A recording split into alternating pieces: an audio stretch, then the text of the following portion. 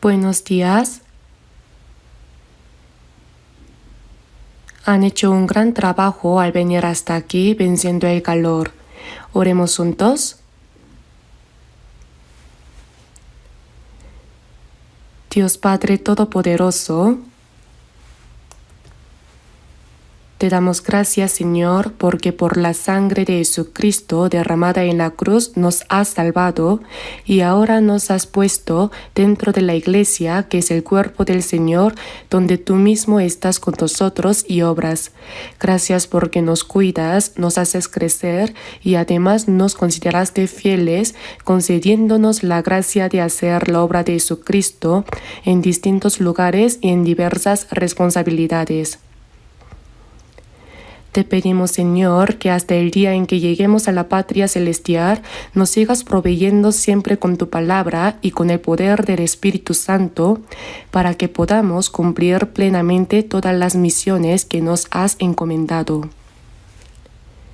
El retiro de verano, donde se proclama la palabra de vida eterna, continúa realizándose y ya ha llegado a su 5ª sección.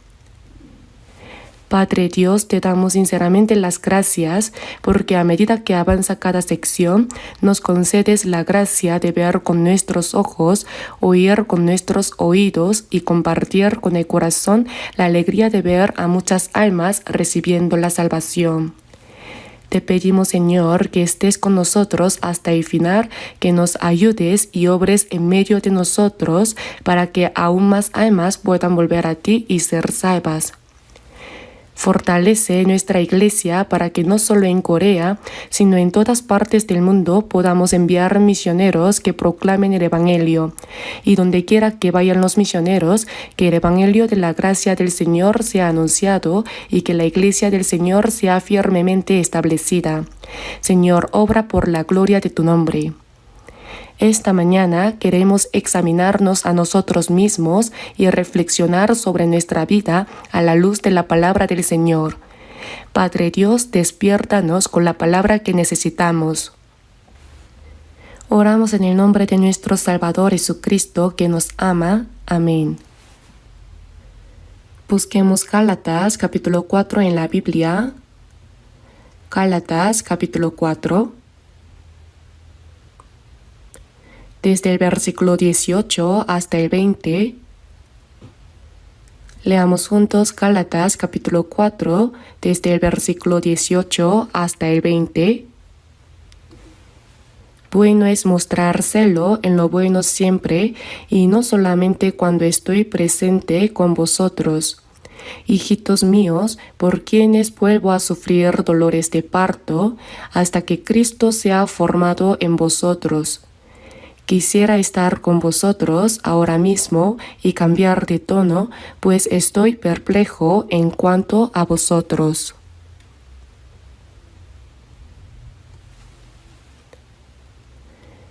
Este libro de Gálatas es la palabra que el apóstol Pablo dio a los santos de la iglesia de Galacia. En esta iglesia de Galacia, en especial, llegaron los judaizantes legalistas y ellos predicaban otro evangelio. Por eso si vemos en Gálatas capítulo 1 dice, no hay otro evangelio. Si os anunciare otro evangelio diferente del que os hemos anunciado, sea anatema. Ellos decían, también hay que guardar el día de reposo y también hay que recibir la circuncisión. Solo si guardan toda la ley literalmente podrán ir al cielo. Originalmente, esta religión judía, el judaísmo que nosotros los judíos creemos es el original. ¿Ustedes creen en Dios a través de Jesucristo? Bien. Pero deben recibir la circuncisión que nosotros creemos, deben guardar el día de reposo, deben dar el diezmo rigurosamente, deben guardar correctamente los días, los meses, los tiempos, etc. Estas obras de la ley que nosotros hacemos, ustedes también deben hacerlas. A través de eso, el hombre no es justificado por las obras de la ley. ¿Qué era lo bueno para estos santos de Galacia que han recibido la salvación y saben eso? No solo las obras, sino recibir la salvación por la fe. Eso es lo bueno. Bueno es mostrárselo en lo bueno siempre, y no solamente cuando estoy presente con vosotros. Este Evangelio, la buena obra que Jesucristo cumplió en la cruz, eso es lo que debemos testificar y predicar en todo momento. Y ahora la persona que ha vuelto a nacer como hijo de Dios, nacido de nuevo, es diferente de la gente del mundo. También cuando recibimos el bautismo, aunque ya lo estudiamos, el viejo hombre muere y nace de nuevo como un nuevo hombre y vive una nueva vida como una nueva criatura. El objetivo de vivir esta nueva vida es alcanzar la imagen de Cristo. Esa imagen de Cristo dentro de mi corazón y las palabras que Cristo dijo y ciertos actos o acciones que Cristo hizo o las obras de Cristo, a través de esas cosas el apóstol Pablo dijo que seguirá esforzándose para que se pueda formar la imagen de Cristo.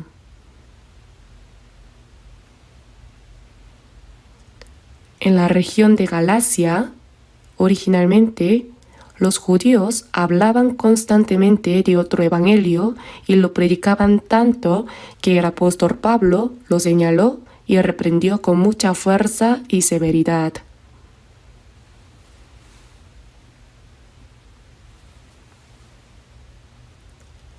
Pero aquí quisiera estar con vosotros ahora mismo.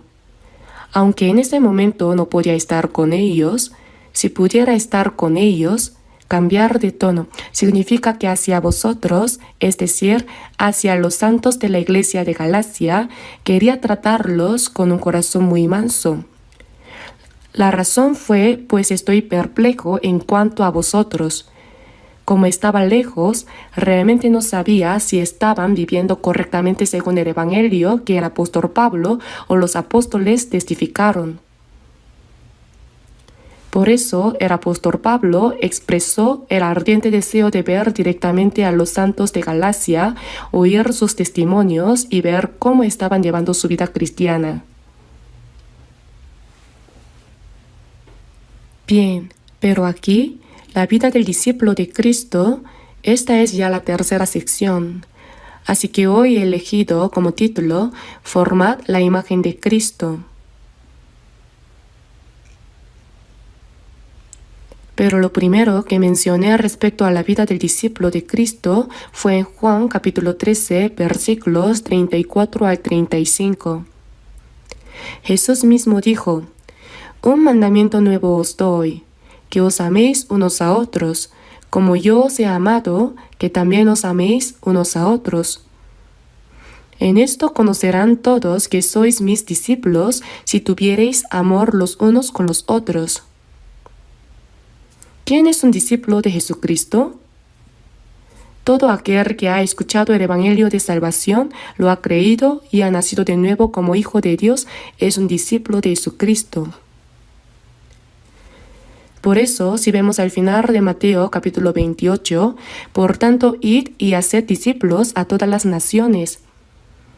¿No significa eso que debían predicarles el Evangelio para que sean salvos y nazcan de nuevo como hijos de Dios?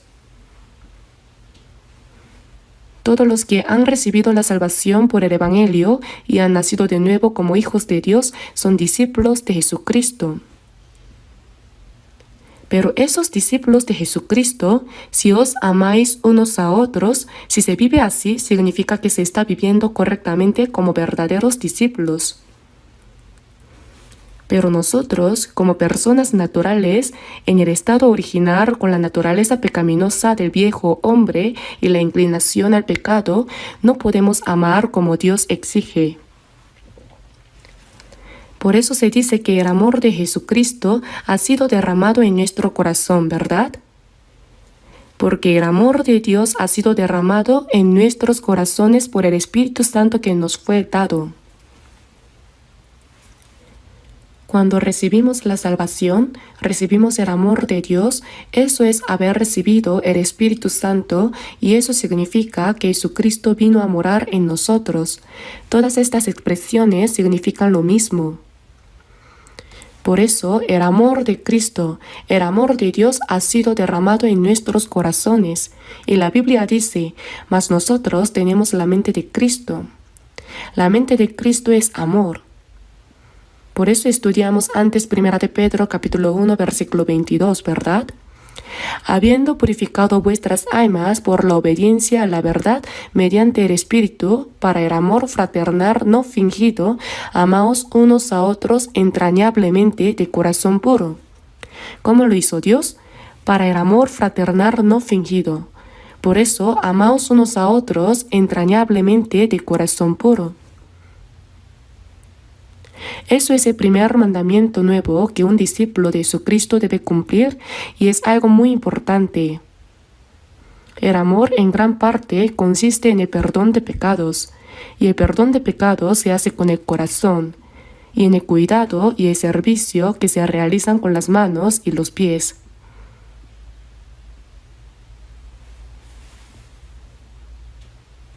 Nosotros, con el corazón, perdonamos los pecados de los hermanos y hermanas, y no solo perdonamos, sino que también los cuidamos y los servimos. Eso es guardar el nuevo mandamiento de amaos unos a otros.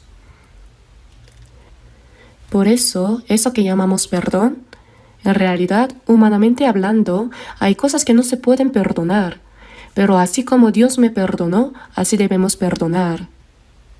Veamos la Biblia en Colosenses, Gálatas, Efesios, después Filipenses y luego viene Colosenses. Colosenses capítulo 3. Leamos también los versículos 13 y 14 del capítulo 3 de Colosenses.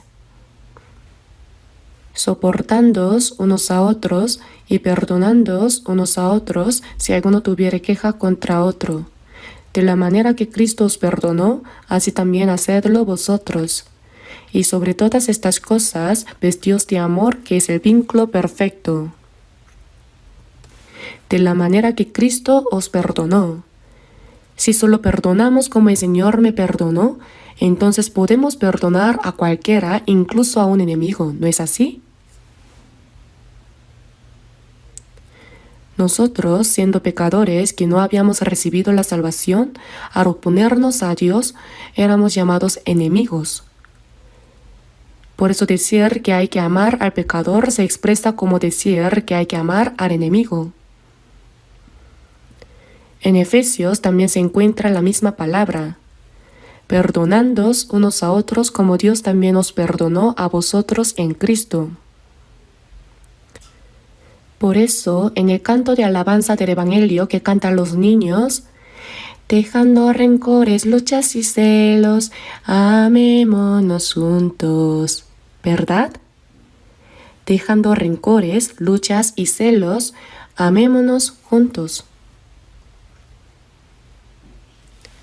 Por eso la Biblia dice, el que cubre la falta busca amistad, mas el que la divulga aparta al amigo. Dentro de la iglesia, el diablo constantemente trata de separarnos, que nos odiemos entre nosotros, que nos envidiemos, que sintamos celos, que nos comparemos unos con otros y hace que seamos así. Pero no hagamos eso. Dejémoslo todo y amémonos unos a otros. Dice que debemos amar como Cristo me amó y ese amor se cumple dentro del corazón. Y luego dice que debemos dar un paso más y servir a los hermanos y hermanas. Servir, eso es lo que dice. Servir a Dios y servir a los hermanos y hermanas. Por eso también en Mateo, respecto a Jesús, dice, como el Hijo del Hombre no vino para ser servido. Aunque como el Creador que creó el universo y todas las cosas, como Dios Creador, era digno de ser servido. Pero no vino para ser servido, sino para servir y para dar su vida en rescate por muchos.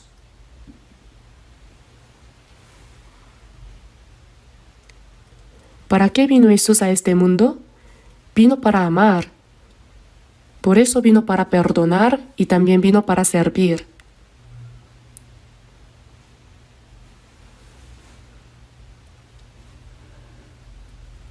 Se dice que el amor se realiza en el lugar más bajo.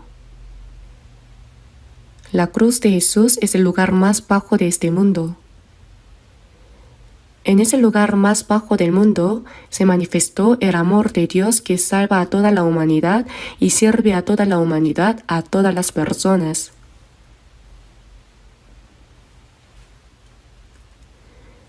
Por eso, las personas que han comprendido este amor de Dios se van volviendo cada vez más humildes. El apóstol Pablo también dijo: yo soy el más pequeño de los apóstoles. Y más adelante, cuando escribió la carta a los Efesios, en Efesios capítulo 3, versículo 8 dice: a mí que soy menos que el más pequeño de todos los santos. Él seguía descendiendo. ¿Por qué? Porque es en ese lugar donde el amor se cumple y donde se realiza el servicio.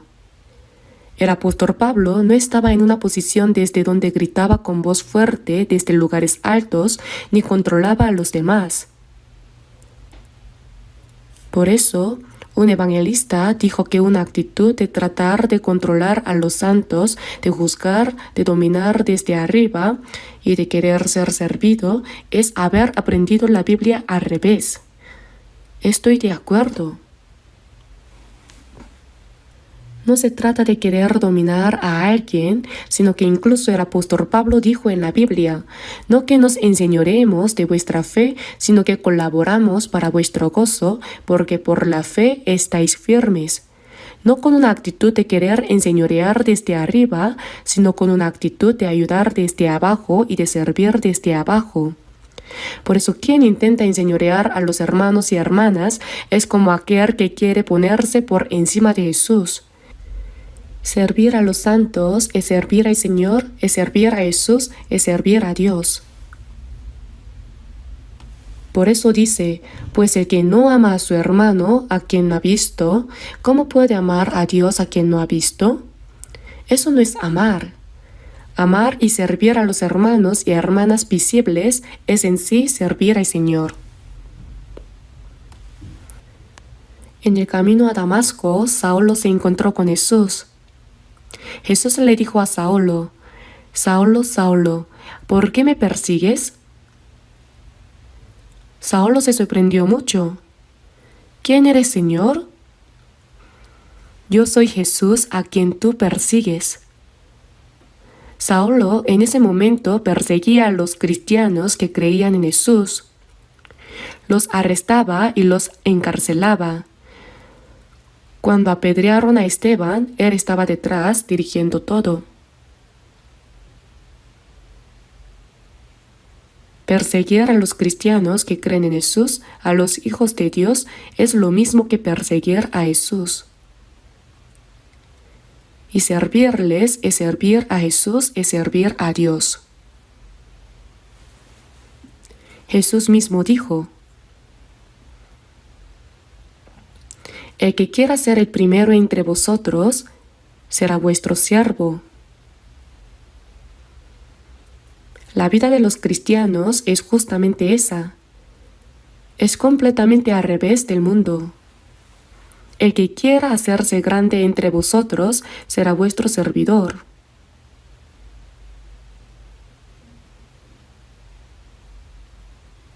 A muchos les gusta ocupar puestos elevados y recibir servicio, pero obedecer la voluntad de Dios y guardar su palabra es más bien bajarse rápidamente de esos lugares altos, ¿no es así?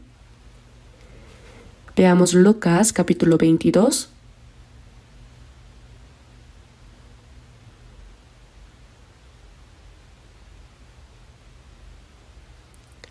Lucas capítulo 22. Desde el versículo 24 hasta el 27. Lucas capítulo 22, desde el versículo 24 hasta el 27. Hubo también entre ellos una disputa sobre quién de ellos sería el mayor. Pero él les dijo: los reyes de las naciones se enseñorean de ellas, y los que sobre ellas tienen autoridad son llamados bienhechores. Mas no así vosotros, sino sea el mayor entre vosotros como el más joven, y el que dirige como el que sirve. Leamos juntos el versículo 27. Porque ¿cuál es mayor, el que se sienta a la mesa o el que sirve? ¿No es el que se sienta a la mesa? Mas yo estoy entre vosotros como el que sirve. Jesús no estuvo entre los discípulos como quien se sentaba a la mesa, sino como quien servía. Antes de iniciar su vida pública, Jesús trabajó como carpintero, una profesión muy humilde en este mundo. Hacía sillas, mesas y otras cosas, realizando el oficio de carpintero. Por eso incluso en este mundo, él estaba acostumbrado a servir a los demás. Incluso cuando andaba con sus discípulos, era él quien les traía agua, les preparaba el lugar para dormir y se ocupaba de atenderlos y servirles. Por eso los discípulos a veces se confundían y no tenían claro si Jesús era realmente el Cristo, el Hijo de Dios. Lo olvidaban. ¿Por qué? Porque Jesús no se comportaba como quien viniera a ser servido, sino como quien servía en medio de ellos, ocupándose de los trabajos difíciles. Por eso los discípulos no comprendían del todo quién era Él. Más adelante, cuando Jesús resucitó después de morir por nuestros pecados, al encontrarse con Él resucitado, ellos por fin comprendieron. Por fin comprendieron que aquel Jesús con quien habían comido, dormido y convivido durante 3 años era Señor mío y Dios mío, como también lo confesó Tomás en ese momento, ¿no es así? Durante su vida pública, Jesús nos mostró qué es verdaderamente el amor. Por eso, ¿cuál es el primer principio en la vida de un discípulo de Jesucristo? Amarse los unos a los otros, perdonar y servir. Segundo, busquemos en la Biblia Marcos capítulo 8. Es Marcos capítulo 8. El versículo 34 de Marcos capítulo 8, que estudiamos en la segunda parte. Y llamando a la gente y a sus discípulos, les dijo, leamos juntos: si alguno quiere venir en pos de mí, niéguese a sí mismo y tome su cruz y sígame. Está hablando a los discípulos sobre cómo deben vivir, describiendo la vida del discípulo de Cristo. Pero no solo se dirige a los 12 discípulos presentes, sino también a la multitud que eran seguidores de Jesús. Entonces, ¿cómo deben vivir los cristianos que han recibido la salvación? Dice, si alguno quiere venir en pos de mí. Es decir, si uno quiere vivir correctamente como cristiano y como discípulo de Jesús, primero, niéguese a sí mismo, segundo, tome su cruz y sígame. En Lucas capítulo 9 está escrito, tome su cruz cada día y sígame. Dice cada día. Niéguese a sí mismo. Negarse a sí mismo es no intentar hacer las cosas según mi propia voluntad, sino encomendarme a la voluntad de Cristo.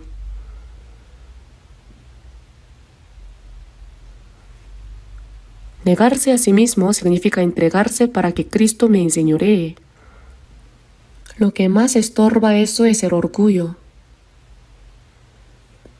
Por eso, si un cristiano que ha recibido la salvación quiere seguir pronto al Señor, lo primero que debe desechar es el orgullo. Cuando uno desecha el orgullo, su autoestima se eleva. La vez pasada, el pastor habló de manera muy conmovedora sobre la autoestima. Hay que desechar el orgullo para que aumente la autoestima. Es cierto. Hay que desechar el orgullo y también desechar cualquier deseo por las cosas de este mundo. Entonces, ¿acaso Dios no nos dará cosas buenas de este mundo? Sí, nos las da. Nos las da todas. Vean lo que le dio a Salomón. Vean lo que le dio a David. Vean lo que le dio a José. Vean lo que el Señor dio a los reyes justos del Antiguo Testamento. Aunque no deseemos esas cosas, Él sabe lo que necesitamos y por eso da a cada uno de manera diferente. ¿Por qué Dios no me da un poco más de riqueza? ¿Por qué no me la da? Probablemente sea porque eso es lo que conviene para esa persona. Porque si a esa persona se le da mucho, podría arruinar su fe por causa de ello y en lugar de apoyarse en el Señor, podría depender de su riqueza y posesiones y alejarse de la fe. Por eso Dios dice, bástate mi gracia.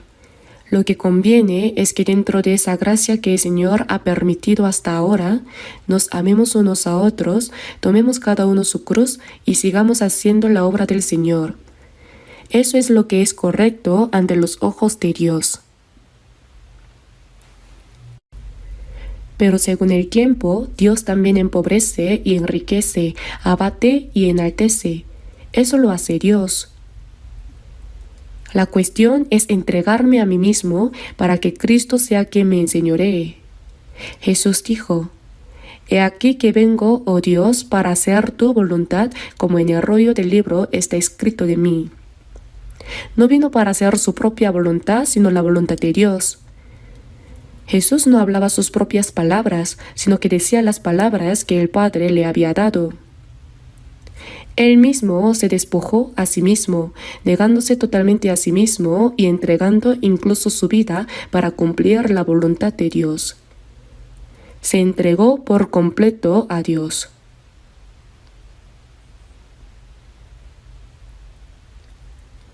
Juan capítulo 14. Juan capítulo 14, versículo 10.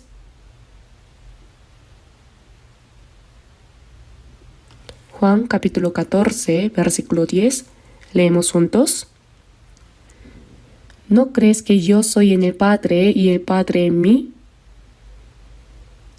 Las palabras que yo os hablo, no las hablo por mi propia cuenta, sino que el Padre que mora en mí, Él hace las obras. Esto es negarse a uno mismo. Es entregarse por completo al Padre. Es ofrecerse a uno mismo. Eso es lo que significa negarse a sí mismo. En el huerto de Getsemaní, Jesús oró toda la noche antes de enfrentar la cruz. Pero no sea como yo quiero, sino como tú. Y se entregó a sí mismo, se negó a sí mismo. Así es. Por eso el apóstol Pablo, antes de ser salvo, era una persona muy destacada. Su padre era rico. Por eso pudo enviarlo desde Tarso hasta Jerusalén a estudiar. Tenían dinero. Además, Saulo era un genio. Por lo que vemos en sus memorias y conocimientos, era realmente genio. Y su liderazgo no era común. Era capaz de arrastrar a la gente de tal manera que fue el cabecilla en la persecución contra los cristianos. Cuando iba camino a Damasco para capturar cristianos, llevaba consigo a otras personas, costeando él mismo toda la comida y los gastos. Su posición era tan alta que podía ir donde los sumos sacerdotes y obtener cartas oficiales. Si las cosas hubieran seguido así, habría sido un joven con un futuro brillante en Jerusalén, en la tierra de Judea. Además, cuán bien obedecía Pablo la palabra de Dios. Él mismo dijo, en el judaísmo aventajaba a muchos de mis contemporáneos en mi nación, y también hebreo de hebreos. Además, los fariseos, ¿cuánto se esforzaban por vivir conforme a la palabra de Dios? Dijo, fariseo de fariseos. Incluso el apóstol Pablo escribió en la Biblia, en cuanto a la justicia que es en la ley, irreprensible. ¡Wow! ¿Quién podría atreverse a decir algo así? Que era irreprensible en cuanto a la ley.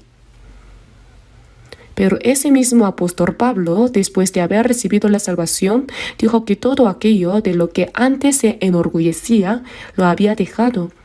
Dijo que lo consideraba como basura. Veamos lo que dice la Biblia en Filipenses capítulo 3.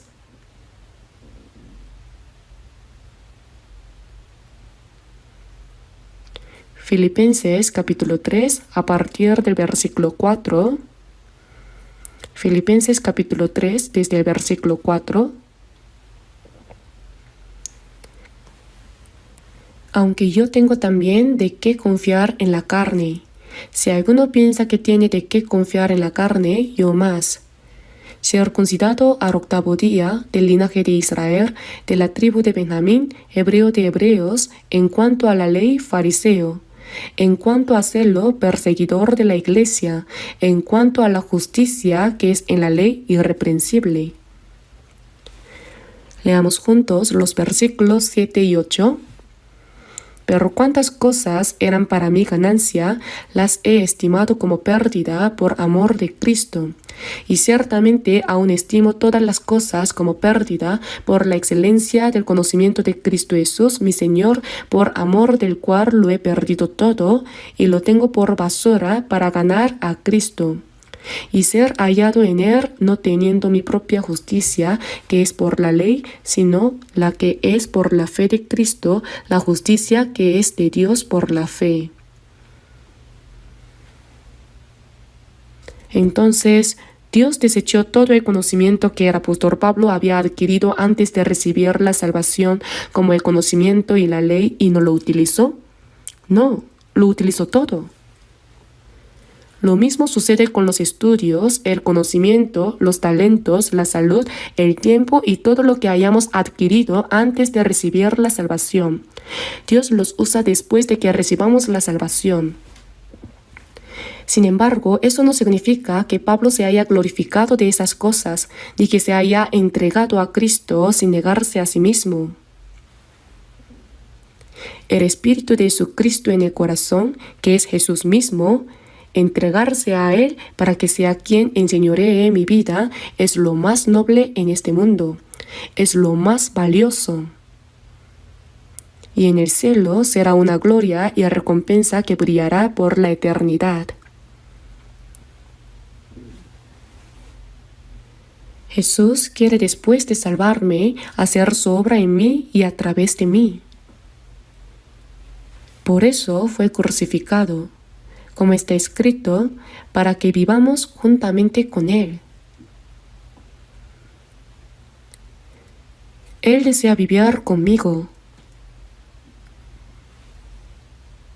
Pero si constantemente lo empujamos fuera, no negamos a nosotros mismos, sino que negamos a Cristo, eso entristece al Espíritu Santo, entristece a Jesús.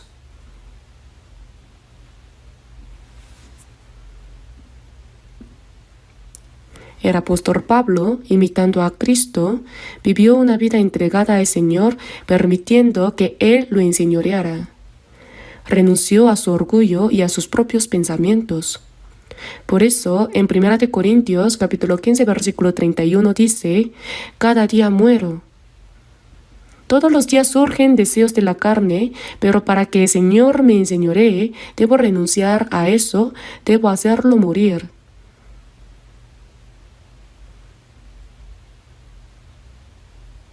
Por eso está escrito, cada día muero. Ahora busquemos 2 Corintios capítulo 10. 2 Corintios capítulo 10, versículos del 3 al 5. 2 Corintios capítulo 10, versículo 3. Pues aunque andamos en la carne, no militamos según la carne, porque las armas de nuestra milicia no son carnales, sino poderosas en Dios para la destrucción de fortalezas. Leamos juntos el versículo 5. Derribando argumentos y toda altivez que se levanta contra el conocimiento de Dios y llevando cautivo todo pensamiento a la obediencia a Cristo. Esto es negarse a uno mismo. Todos los pensamientos propios, llevarlos cautivos y hacer que se sometan a Cristo. Eso es lo que significa entregarse. Si alguno quiere venir en pos de mí, niéguese a sí mismo, tome su cruz y sígame. Antes de que Jesús llevara la cruz, cuando él decía estas palabras, los discípulos se sentían incómodos. ¿Qué fue lo que dijo? Y el que no lleva su cruz y viene en pos de mí, no puede ser mi discípulo. ¿La cruz? ¿Llevar la cruz? En la época de Jesús, cuando Roma gobernaba la tierra de Judá, la tierra de Israel, las personas que recibían la pena de cruz cargaban su propia cruz hasta el lugar donde serían crucificadas. Por eso, para ellos, la idea de llevar una cruz resultaba incómoda. Se preguntaban, ¿acaso hemos cometido algún crimen? No podían entender estas palabras. Y el que no toma su cruz y sigue en pos de mí, no es digno de mí. Y también dijo que si alguien quiere seguirlo, entonces todos, sin excepción, deben tomar su cruz y seguirlo.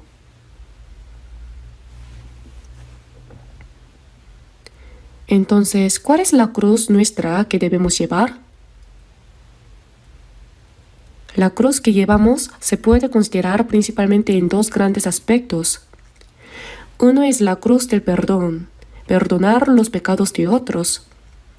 Jesús también oró en la cruz diciendo, Padre, perdónalos, porque no saben lo que hacen. Esteban también hizo la misma oración justo antes de morir apedreado. Señor, no les tomes en cuenta este pecado. Esa es la cruz que uno lleva. Jesús también dijo que llevó su cruz y subió al Gólgota. Por eso, lo único que era de Jesús en este mundo fue una sola cosa, la cruz. Jesús tomó prestada la familia de José, tomó prestado el vientre de María, todo lo usó prestado, pero hubo una sola cosa que fue suya, la cruz de Jesús, su propia cruz. Si hay alguien aquí que sea más pobre que Jesús, levante la mano. Todos somos más ricos que Jesús, ¿no es así? La cruz del perdón que Jesús llevó, también esta cruz propia que nosotros llevamos es la cruz del perdón de los pecados de otros.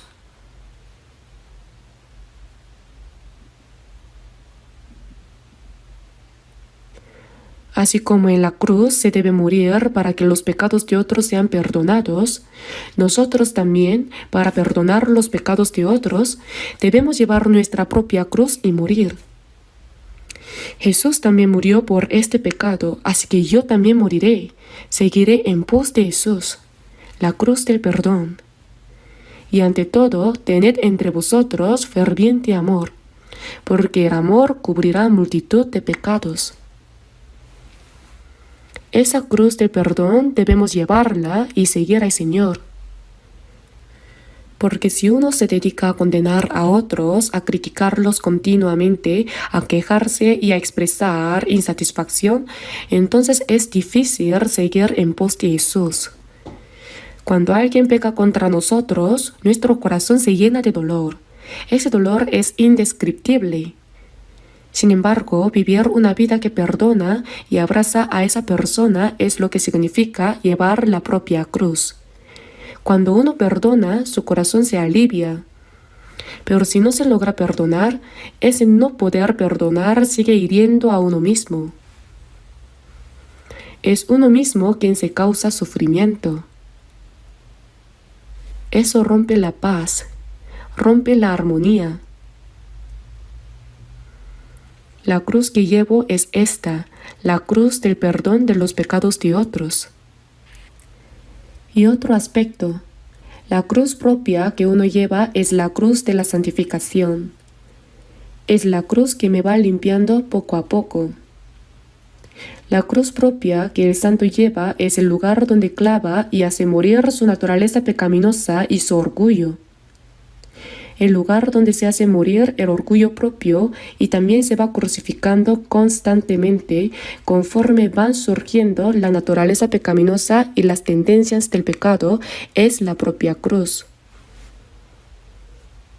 Cuando llevamos nuestra cruz y seguimos al Señor, la cruz nos recuerda constantemente que hemos muerto respecto a nuestro pecado. ¿Por qué cuando nos bautizamos entramos y salimos del agua? Es para mostrar ante muchos testigos, ante mí mismo y ante Dios, que he muerto así. Por eso se trata de vivir esa vida de verdad. La naturaleza pecaminosa que surge en mí, mi orgullo, mis inclinaciones hacia el pecado, los deseos de la carne, las pasiones del cuerpo, todas esas cosas hay que hacerlas morir en la cruz una y otra vez.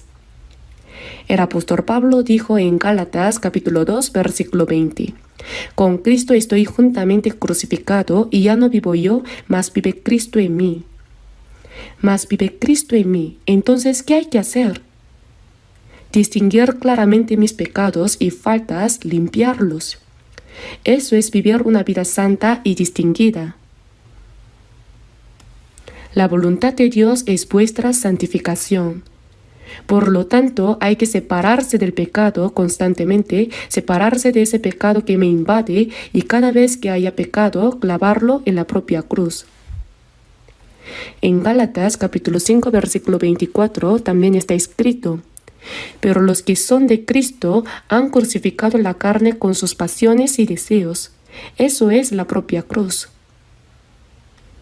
Por eso el santo cada día, cuando surgen dentro de él su naturaleza pecaminosa, deseos carnales, orgullo, codicia y demás, debe clavarlos en su propia cruz. Eso es llevar la propia cruz y seguir tras el Señor. Eso es morir al pecado y vivir para la justicia. Veamos Romanos capítulo 6. Romanos capítulo 6.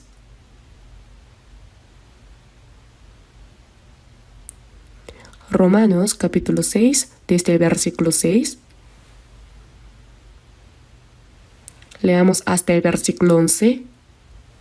Sabiendo esto, que nuestro viejo hombre fue crucificado juntamente con él, para que el cuerpo del pecado sea destruido, a fin de que no sirvamos más al pecado. Porque el que ha muerto ha sido justificado del pecado. Y si morimos con Cristo, creemos que también viviremos con Él, sabiendo que Cristo, habiendo resucitado de los muertos, ya no muere, la muerte no se enseñorea más de Él.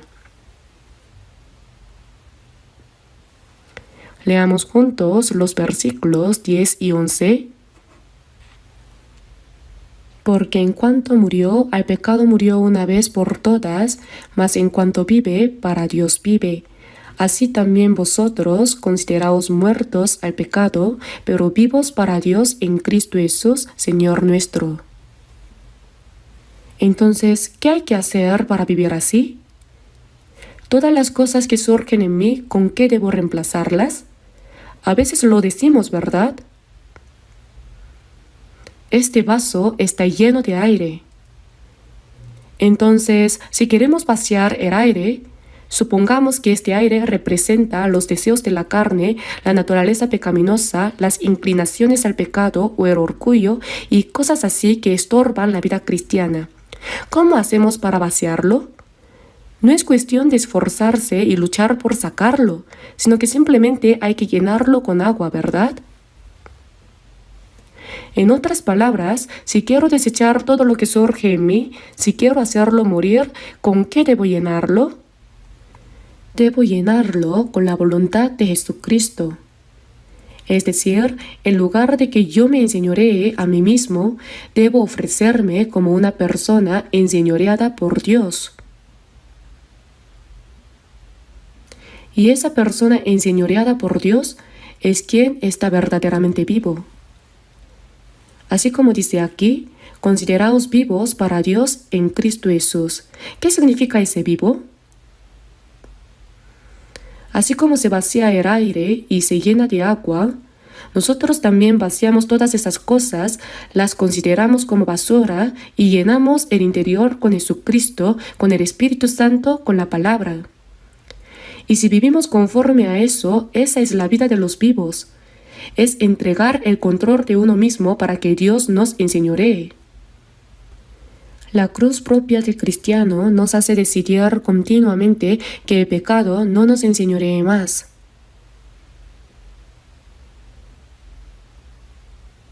Por eso en Romanos capítulo 6, versículo 14 está escrito: porque el pecado no se enseñoreará de vosotros.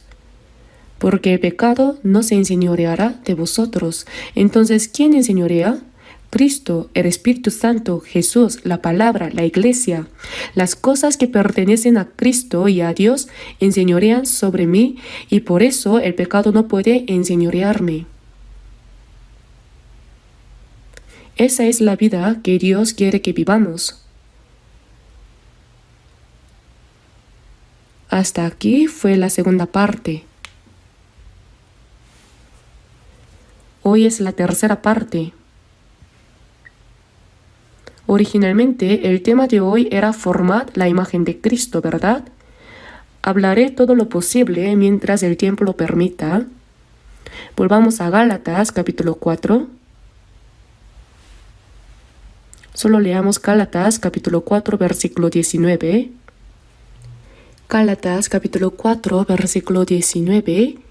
Leámoslo juntos. Hijitos míos, por quienes vuelvo a sufrir dolores de parto hasta que Cristo sea formado en vosotros. Bien, ¿qué es la imagen de Cristo? Presten atención. Originalmente fuimos creados a imagen de Dios, ¿verdad? La imagen de Dios es el Espíritu. Ese Espíritu es el Espíritu Santo. En inglés, Holy Spirit. El Espíritu Santo significa Espíritu Santo o Espíritu Sagrado. Entonces la imagen de Dios es un Espíritu Santo, es santidad. Es el Espíritu Santo, es el Espíritu de Jesús y también es el Espíritu de Dios.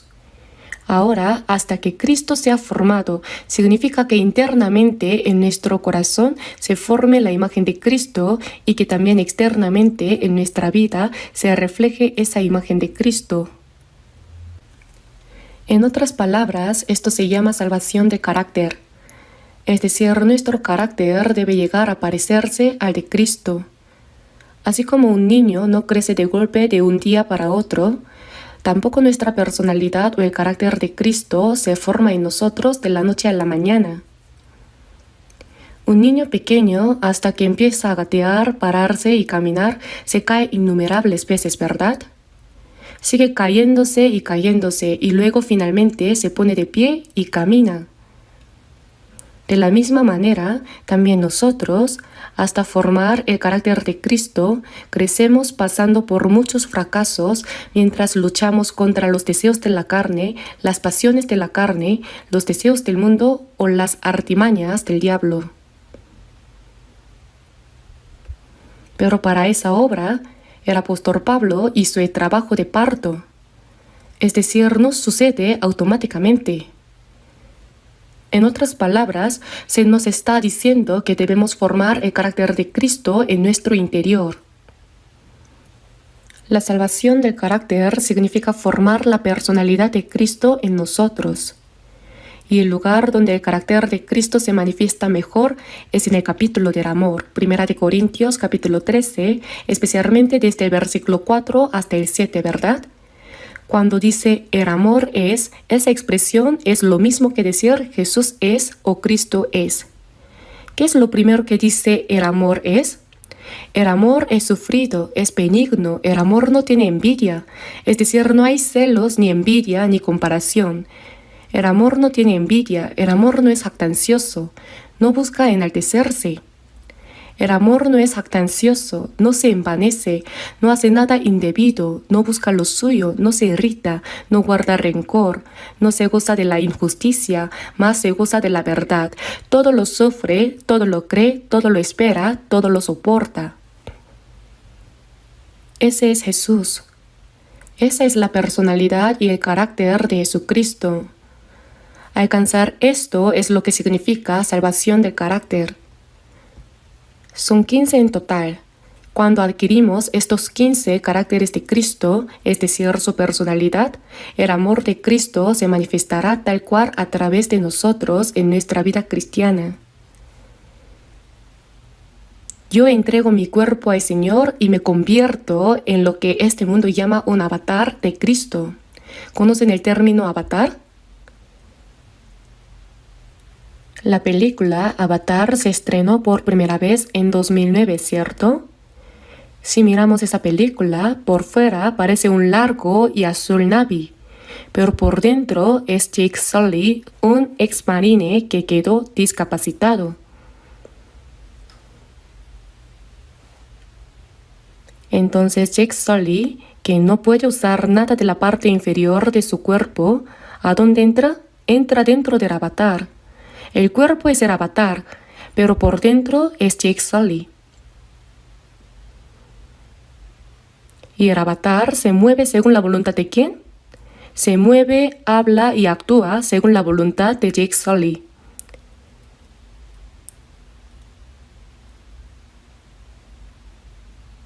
De cierta forma, nosotros también somos lo que alguien ha llamado pequeño Jesús. Pequeño Jesús. Es decir, Jesús obra dentro de mí y a través de mí los pensamientos de Jesús, el corazón de Jesús, las palabras de Jesús, las acciones de Jesús y la obra de Jesús se cumplen. De alguna manera, somos el avatar de Jesús. Esto es algo que hay que decir con cuidado, que seamos personas de Cristo, que seamos cristianos. Significa que debemos formar la imagen de Cristo en nosotros. Antes cité Gálatas capítulo 2 versículo 20. Con Cristo estoy juntamente crucificado y ya no vivo yo, mas vive Cristo en mí. Para que Cristo viva en mí, debo entregarme completamente. Solo entonces la imagen de Cristo se formará a través de mí. Y lo que ahora vivo en la carne, sí, seguimos viviendo en la carne, igual que el avatar sigue viviendo. Lo vivo en la fe del Hijo de Dios, el cual me amó y se entregó a sí mismo por mí. En la fe. ¿Saben qué es la fe? La fe es tener a Jesucristo en uno mismo. Eso es estar en la fe.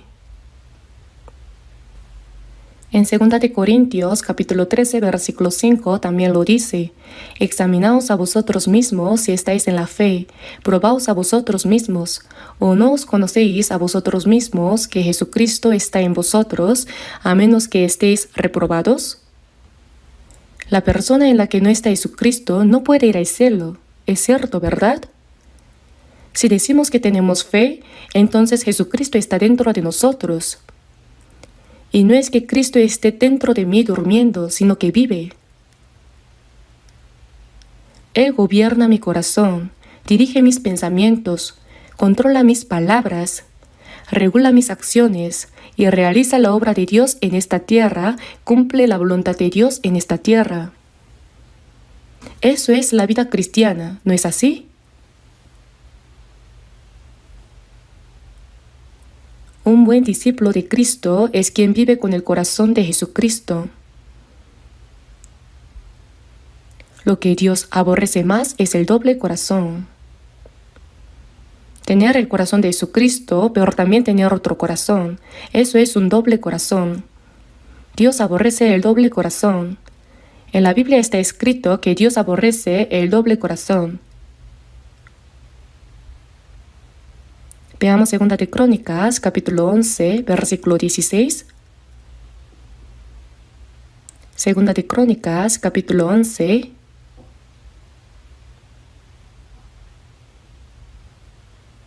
versículo 16. Segunda de Crónicas, capítulo 11, versículo 16. Leamos juntos. Tras aquellos acudieron también de todas las tribus de Israel los que habían puesto su corazón en buscar a Jehová Dios de Israel, y vinieron a Jerusalén para ofrecer sacrificios a Jehová, el Dios de sus padres. Miren a Jeroboam.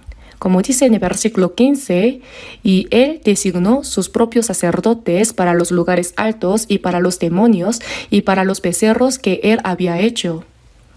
El reino del norte de Israel se apartó completamente de Dios, levantó ídolos y estableció sacerdotes según su propio parecer. Entonces los levitas, que en el pasado habían estado al frente del servicio a Dios, dijeron: esto no está bien. Por eso todos ellos bajaron al sur de Judá, donde estaba el templo de Jerusalén. ¿Y quiénes más bajaron junto con ellos? De todas las tribus de Israel hubo personas que habían puesto su corazón en buscar a Dios.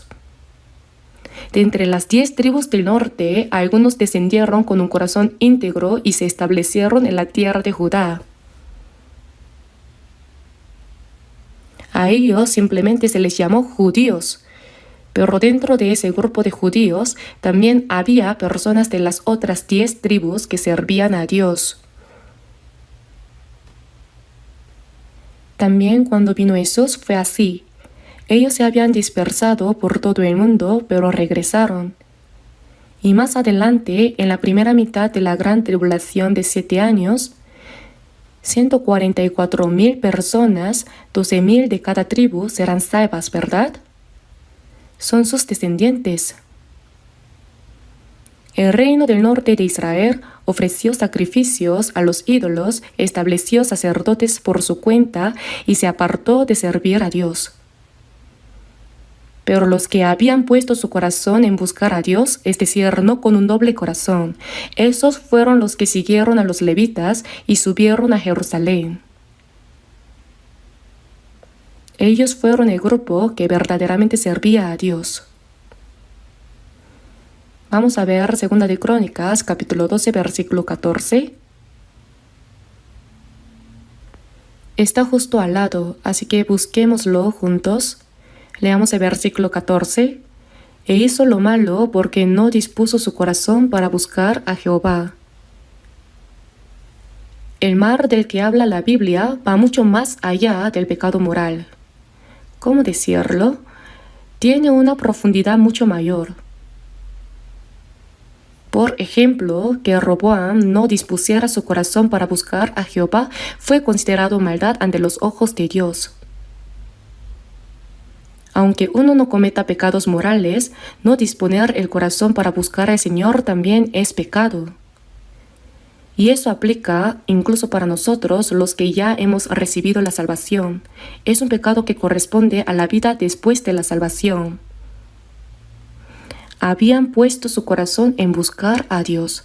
Por eso es necesario afirmar bien este corazón. Hay que clavarlo firmemente sobre el fundamento. En el Salmo capítulo 57, versículo 7 dice: pronto está mi corazón, oh Dios, mi corazón está dispuesto. Cantaré y trovaré salmos. Cuando el corazón está dispuesto, cuando Dios está firmemente establecido en el corazón, entonces el canto de alabanza se vuelve algo propio. La alabanza se hace parte de uno mismo y uno llega a unirse con ella. A veces eso lleva a derramar lágrimas, otras veces a recibir una gran conmoción en el corazón o también a experimentar un gozo y una alegría inmensos. ¿Qué es eso? Que el corazón está dispuesto, está firme, no está dividido. Pero cuando se quiere tener un doble corazón, ¿qué significa tener el doble corazón? Está atado al mundo, a los deseos de la carne, dejarse seducir por el diablo cuando susurra suavemente. Todo eso es tener un doble corazón.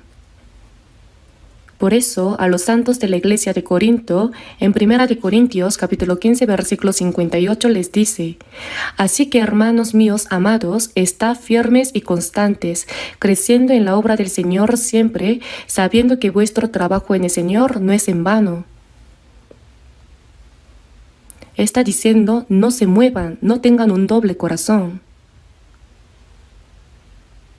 También nuestros pensamientos deben estar atados a los pensamientos de Cristo, a los pensamientos de Jesús, a los pensamientos de Dios. Los pensamientos de Dios originalmente, como dice en el Salmo capítulo 139, versículo 17, «Cuán preciosos me son, oh Dios, tus pensamientos, cuán grande es la suma de ellos, son innumerables». Dios tiene muchísimos pensamientos acerca de nosotros, y esos pensamientos son verdaderamente preciosos. En realidad, lo que una persona es depende de lo que piensa. La Biblia dice, porque cuál es su pensamiento en su corazón, tal es él. Lo que una persona es depende de lo que piensa en su corazón. Todo en nuestra vida comienza con los pensamientos del corazón. El corazón y los pensamientos de una persona determinan su carácter y su personalidad. Por eso debemos cuidar bien nuestros pensamientos. No debemos tener un doble corazón ni pensamientos divididos. Lo que quiero decir es que no debemos ser como las llamadas hermanas «voy o no voy». Seguramente no conocen esta expresión coreana, pero el término «hermanas voy o no voy» es una forma coloquial de referirse a las personas que están constantemente dudando. ¿Voy al retiro o no voy? ¿Voy o no voy? Ese es un doble corazón. Perdón por la expresión, pero no debemos ser así. Nuestro corazón debe estar completamente entregado a Jesucristo. ¿Acaso Jesucristo diría, bueno, ¿voy o no voy? Claro que no.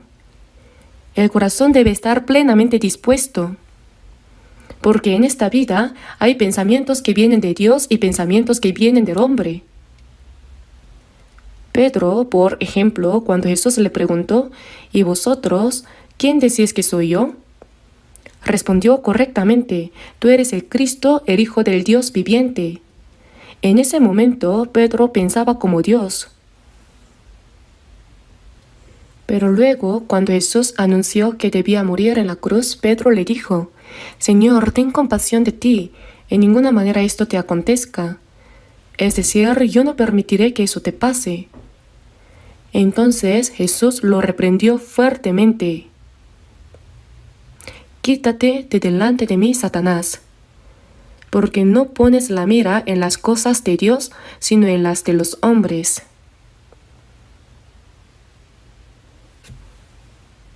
Hay pensamientos que vienen de Dios y pensamientos que vienen del hombre. Y los pensamientos humanos se oponen a los pensamientos de Dios, ¿verdad que sí? Además, debemos saber que el diablo también influye en nuestros pensamientos. Miren a Pedro, justo después de haber hecho una gran confesión de fe, ¿qué pensamiento le metió el diablo? Señor, ten compasión de ti. Fue el pensamiento del hombre y el diablo se lo puso. ¿Y qué pasó con Judas Iscariote? El diablo ya había puesto en el corazón de Judas Iscariote, hijo de Simón, que le entregase. No debemos pensar que el diablo no se mete con nosotros. Él nos da esos pensamientos, los mete sutilmente en nuestra mente. Y cuando eso sucede, ¿qué debemos hacer? Rechazarlos por completo. Expulsar esos pensamientos y entregar nuestra mente a los pensamientos de Cristo. Eso es precisamente lo que significa formar la imagen de Cristo. Por eso en Romanos también se nos habla del pensamiento carnal y del pensamiento del Espíritu. Y está escrito por cuanto los designios de la carne son enemistad contra Dios. Por eso debemos entregar nuestros pensamientos a Dios. Para eso primero debemos entregar nuestro corazón a Él. Veamos Proverbios capítulo 23. Veamos Proverbios capítulo 23. Versículo 7. Proverbios capítulo 23, versículo 7. Leamos juntos. Porque cuál es su pensamiento en su corazón, tal es él. Come y bebe, te dirá, mas su corazón no está contigo.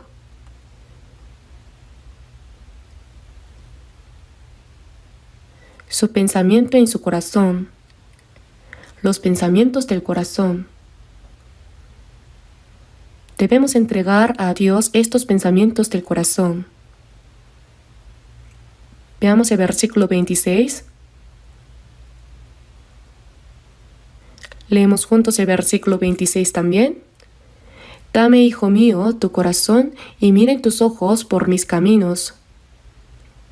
¿Esa persona es cristiana o es una persona del mundo? ¿A dónde ha entregado su corazón? Pues la palabra del Señor dice, dame, hijo mío, tu corazón. Entrégame tu corazón. Entonces yo enseñorearé tu corazón, gobernaré tus pensamientos, yo me encargaré de todo. Protegeré tu corazón y tus pensamientos del diablo. Así dice Dios. Sí, es cierto. Filipenses capítulo 4.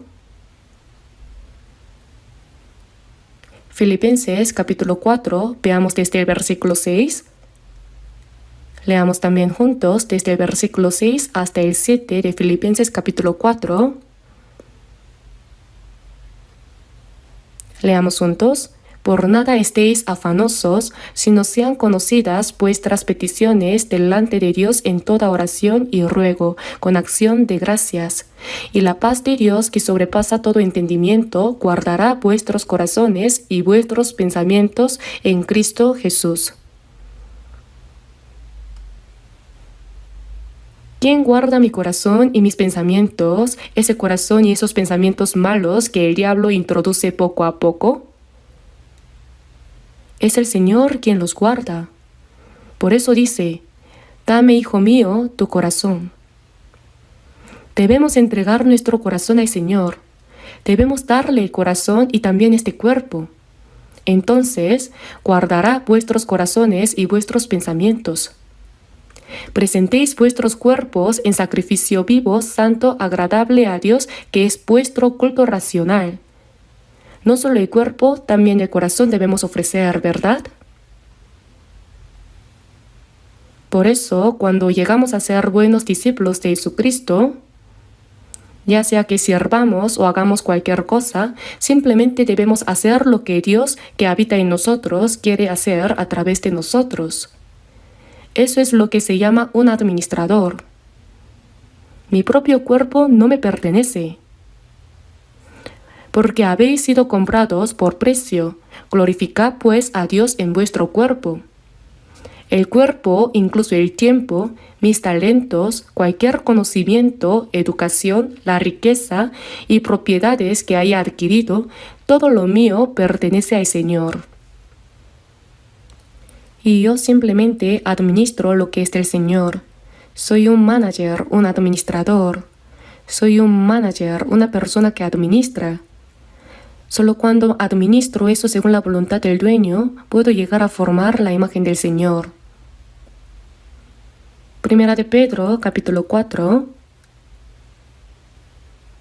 Primera de Pedro, capítulo 4.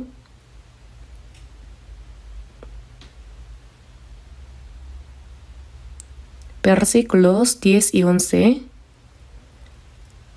Primera de Pedro, capítulo 4, versículos 10 y 11.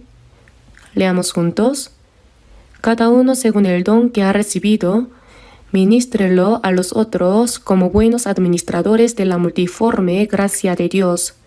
Si alguno habla, hable conforme a las palabras de Dios. Si alguno ministra, ministre conforme al poder que Dios da, para que en todo sea Dios glorificado por Jesucristo, a quien pertenece la gloria y el imperio por los siglos de los siglos. Amén.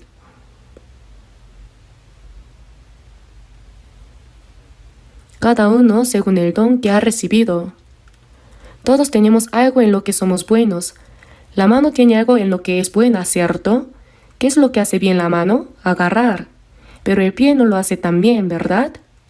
Lo que hago bien es mi don. Eso es lo que Dios nos da. ¿Debe la boca comer o sería correcto que el pie intentara comer? Así también, cada miembro del cuerpo tiene algo que hace bien según su forma. Y dentro de la iglesia del Señor, eso es usado. Por eso dice, cada uno según el don que ha recibido, ministrelo a los otros como buenos administradores de la multiforme gracia de Dios. En el caso del don, si uno lo sigue desarrollando y trabajando, ese don mejora. En términos del mundo, si alguien juega fútbol y la gente dice, wow, nació para esto, lo hace bien. Entonces, si solo confía en haber nacido con talento y no entrena ni practica, no pasará de cierto nivel, ¿verdad? Pero si sigue entrenando, practicando y esforzándose, llegará a jugar de forma excelente. Incluso dentro de nuestra iglesia, si hay algo que hago bien, por ejemplo, yo limpio muy bien los baños, sigan haciéndolo, entonces lo harán mejor que nadie. Cuando veo a los miembros del coro que alaban, entrenan y practican constantemente. Ciertamente lo hacen mucho mejor que yo, y aunque podrían quedarse en ese nivel, siguen esforzándose. Los dones deben seguirse desarrollando y perfeccionando. Esa persona fue maestra desde hace tiempo, y apenas sube al púlpito, las palabras fluyen con soltura. No es así. Esto también hay que desarrollarlo constantemente. Eso también es un don que el Señor ha dado. No importa cuál sea el trabajo, ya sea cocinar en la cocina, servir en algo, enseñar a los niños de la escuela dominical, hacer visitas a los hermanos o lo que sea. Todo eso es parte de lo que dice, cada uno según el don que ha recibido, ministrelo a los otros como buenos administradores de la multiforme gracia de Dios. Somos manager. Dios es el dueño, Jesús es el Señor, y yo hago lo que Él me ha encomendado. Por eso dice, ministrelo. Si alguno habla, hable conforme a las palabras de Dios. Eso significa que debe hablar como si Dios estuviera hablando por medio de él. Es decir, no se trata de señalar, condenar, enseñorearse ni juzgar, sino servir, alabar, consolar y decir palabras así. Y al servir también debe hacerlo como si fuera Dios mismo quien lo hiciera. Así es como se forma la imagen de Cristo dentro de nosotros. La imagen de Cristo dentro de mí es, como se muestra en 1 Corintios capítulo 13, ese amor. Ese amor debe cumplirse en mí y eso es el fruto del Espíritu. El fruto que se produce dentro de mí, ese es el fruto del Espíritu. La recompensa será inmensamente grande según cuánto fruto del Espíritu haya en mí. Y también hay frutos que se manifiestan externamente. Esos son los frutos de justicia. No se trata de ninguna injusticia, sino de justicia. Al caminar por el camino de la justicia, uno recorre un camino santo. Es un camino santo. El camino de la justicia es una vida distinguida del mundo, una vida santa. Ese es el fruto de la justicia. También está el fruto de la luz. El fruto de la luz no es vivir en secreto, oculto en la oscuridad, sino que se manifiesta visiblemente como la luz. Es una vida sin una sola mancha de vergüenza ante nadie. Todos los frutos de una vida así son el fruto de la luz, y todo ello será recompensado. Y también es el fruto que conduce a la vida eterna. Este es el fruto de la predicación. Pero yo no guío a nadie esta vez. Aunque solo hayamos hecho un pequeño servicio durante el retiro, ya formamos parte. Fuimos parte de esa obra. Participamos en la obra de la predicación.